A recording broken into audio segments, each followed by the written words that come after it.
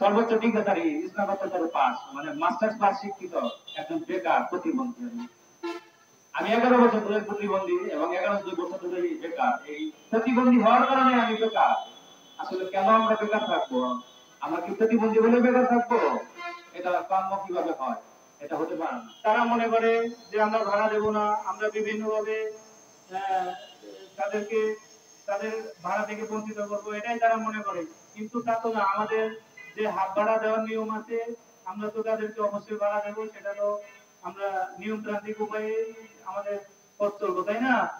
এই অবস্থাতে তারা যদি আমাদেরকে অসচেতন ভাবে বাস থেকে ধাক্কা দিয়ে নামিয়ে দেওয়া হয়, এই কথাগুলো আজকে আমাকে এখানে কেন বলতে হচ্ছে? এখানে যদি রাষ্ট্র থেকে যথাযথ নিয়ম শৃঙ্খলা ব্যবস্থা করা হতো। যারা প্রতিবন্ধী হয় তারাই শুধুমাত্র বুঝতে পারে যে সে কতটুকু সমস্যা প্রবলেমের মুখোমুখি হচ্ছে। এই সমস্যা প্রবলেম মুখোমুখি হচ্ছে শুধু আমরাই বুঝতে পারি। তাই আমাদের প্রতিবন্ধী ব্যক্তিদের জন্য আলাদা মন্ত্রণালয় খুবই গুরুত্বপূর্ণ, এবং সেখানে আমাদের মতো লোকই নিয়োগ দিতে হবে।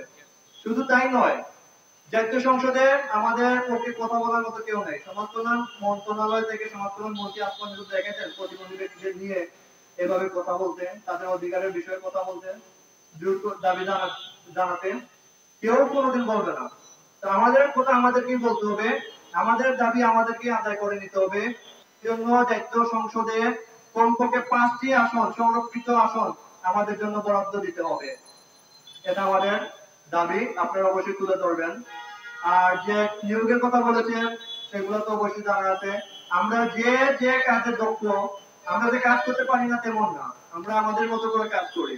আমরা যে কাজে দক্ষ তাকে সেই কাজে নিয়োগ দিয়ে সেই কাজের ব্যবস্থা করে দিয়ে কর্মসংস্থানের ব্যবস্থা করে দিতে হবে, তার আর্থিক সমস্যা সংকট না থাকে। আর তো আজকে যারা উপস্থিত আছে সবাইকে ধন্যবাদ, এবং আমাদের কথাগুলো অবশ্যই আপনারা তুলে ধরবেন যেন অন্তর্বর্তীকালীন সরকারের কান পর্যন্ত পৌঁছায়, আমরা বৈষম্যের শিকার না হই।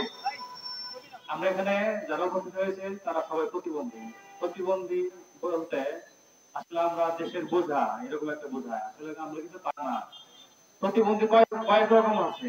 কেউ দৃষ্টি প্রতিবন্ধী, কেউ শ্রবণ প্রতিবন্ধী, কেউ শারীরিক প্রতিবন্ধী। আবার এখানে দুইটা ভাগ হয়, একটা হচ্ছে জন্ম থেকে আর একটা হচ্ছে দুর্ঘটনার শিকার হয়ে। যেমন আমি আমার হাত হারিয়েছি দুর্ঘটনায়, আমি একটা দুর্ঘটনায় আমি আমার ডান হাত হারিয়েছি। এবং আমরা যে প্রতিবন্ধী গুলো আছি এখানে অনেকেই শিক্ষিত প্রতিবন্ধী, আবার কিছু কম শিক্ষিত প্রতিবন্ধী।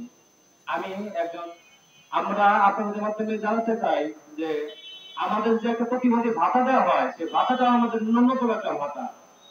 মুক্তিযোদ্ধাদের ভাতা দেওয়া হয় মাসে 30,000 টাকা, আর আমাদের দেওয়া হয় 850 টাকা। ঠিক আছে, তারা মুক্তিযোদ্ধা, তারা দেশের জন্য জীবন দিয়েছে, সেজন্য তারা মুক্তিযোদ্ধা। আর আমরা তো এখন আমরা বেঁচে আছি, আমরা তো আমাদের জীবনের জন্য যুদ্ধ করে, আমরা তো জীবন যোদ্ধা। আমরা বেঁচে থেকে প্রতিনিয়ত প্রতিদিন নিজেদের সাথে যুদ্ধ করতেছি। তাহলে সেখানে কিভাবে আমরা এই 850 টাকা দিয়ে আমরা নিজেদের জীবন যুদ্ধে মানে দিন চালাতে পারবো? তো আসলে বেশি কথা বাড়িয়ে লাভ নেই।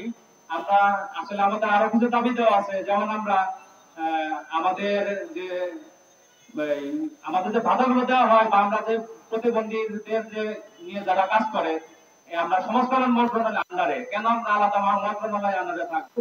আমরা আমাদের নিজেদের পূর্ণাঙ্গ প্রতিবন্ধী মন্ত্রণালয় চাই, এবং মন্ত্রণালয়ের মাধ্যমে আমরা আমাদের জীবিকা নির্বাহ করতে চাই।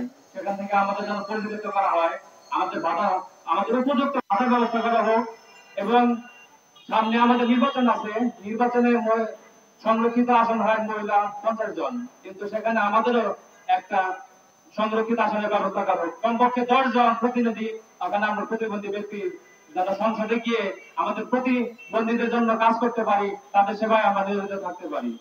এই যে আমরা রাস্তাঘাটে চলাফেরা করি, আমরা যারা শারীরিক প্রতিবন্ধী, যারা হাঁটতে পারে না, আমাদের রাস্তাঘাটের আশেপাশে কিন্তু পরিবেশ বান্ধব কোন রাস্তার ফুটপাতও নাই, সেখান থেকে হুইল চেয়ার দিয়ে ফেলে যাওয়া যায় না।